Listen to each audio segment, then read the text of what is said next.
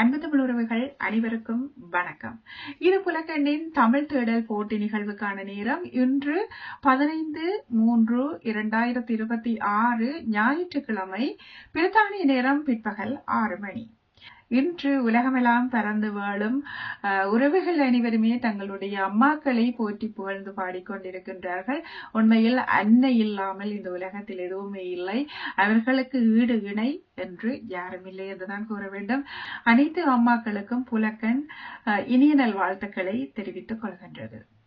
சரி, இன்றைய கேள்வி பகுதிக்குள் செல்வதற்கு முன்னராக நாங்கள் 3 முக்கிய விடயங்களை வழமை போலவே பார்த்து விடுவோம். முதலாவது விடயம், நீங்கள் எங்களுடைய புலக்கண்ணினுடைய Facebook பேஜினை லைக் அல்லது ஃபாலோ செய்திருக்க வேண்டும். இரண்டாவது விடயம், புலக்கண்ணினுடைய யூடியூப் தளத்தினை சப்ஸ்கிரைப் செய்திருக்க வேண்டும். மூன்றாவது விடயம், இன்றைய இந்த கேள்விக்கான காணொளியை உங்களுடைய முகநூலில் உங்களுடைய 10 நண்பர்களை டாக் செய்து பகிர்ந்திருக்க வேண்டும். இந்த மூன்றையும் செய்து முடித்த பின்னர் அதுக்குரிய ஸ்கிரீன்ஷாட்டினை எங்களுடைய வாட்ஸ்அப் இலக்கத்துக்கு நீங்கள் அனுப்பி வைக்க வேண்டும். எங்களுடைய வாட்ஸ்அப் இலக்கம் 00447933268960 என்ற அந்த வாட்ஸ்அப் இலக்கத்துக்கு நீங்கள் இந்த கேள்விக்கான பதிலினையும் இந்த ஸ்கிரீன்ஷாட் மூன்றினையும் அனுப்பி வைக்கின்ற போது நீங்கள் குழுக்களுக்குள் உள்வாங்கப்படுவீர்கள்.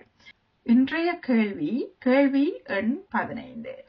மொழி ஞாயிறு என்று போற்றப்படும் தேவநேய பாவாணர் அவர்களின் இயற்பெயர் என்ன?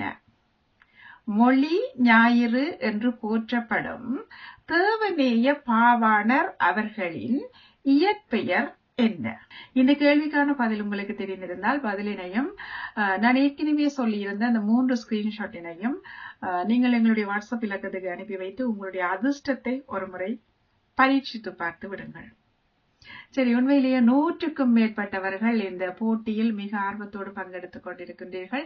பங்கெடுத்துக் கொண்டிருக்கின்ற அத்தனை அன்புறவுகளுக்கும், பதிலினை அனுப்பி வைத்திருக்கின்ற அத்தனை அன்புறவுகளுக்கும் புலக்கன் தனது நன்றியினையும் மகிழ்வினையும் தெரிவித்துக் கொள்கின்றது. உண்மையில் ஒருவர் தான் வெற்றி பெறுவாராக இருந்தாலும் இந்த 100கணக்கானோர் இந்த தமிழில் இவ்வளவு ஆர்வத்தோடு பங்கெடுத்துக் கொண்டிருப்பது எங்களுக்கு மட்டற்ற மகிழ்ச்சியை தருகின்றது.